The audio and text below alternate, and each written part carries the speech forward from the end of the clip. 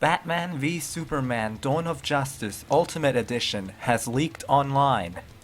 People have watched it and now details about it are pouring in. If you don't want to know what happens in the Ultimate Cut, don't watch this. Users on Reddit report that a non-HD version was leaked on Cinema Now and Flixster. The sites in which I found the details are in the description.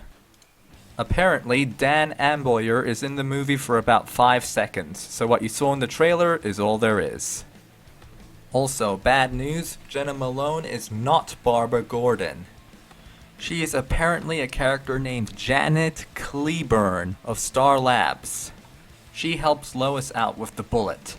The Capitol scene has also been extended. Instead of Superman flying away after it blew up, he does help some wounded people. Also, after the bombing scene, there's a scene where Alfred is chopping wood. He goes inside looking for Bruce, but finds the returned checks on the table. He then sees a news broadcast about the bombing. The newscaster says while Superman was initially helping the first response teams, Superman has now left and they are wondering where he went. Alfred sees a check with a drawing of a burning Capitol building on it. Lois finds out from Janet that the wheelchair was cased in lead. She eventually makes it to Keith's apartment. She sees he brought groceries lately, so she concludes that he didn't know about the bomb. The biggest addition from what I could find is Clark investigating Batman in Gotham. The scene in which he looks at the news is not in this cut. Clark instead watches the African woman being interviewed. Also, the African woman in the beginning who was being interviewed is an actress who was hired by Lex. After the statue is defaced, he decides to go to Gotham to talk to her, but she is not home. Then the guy with the lotto ticket shows up and mentions Batman. Clark then asks Perry to do the story like in the theatrical cut.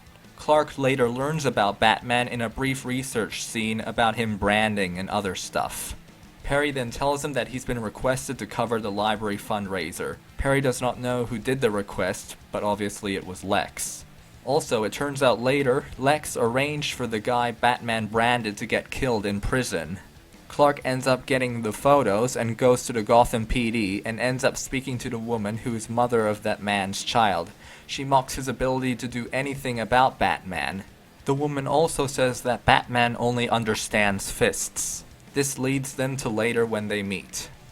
The editing is also apparently much better. Lots of scenes are apparently just a little bit longer so that the transition is not as jarring. Apparently, the deleted scene in which Superman searches for Martha with his super hearing is not in this cut.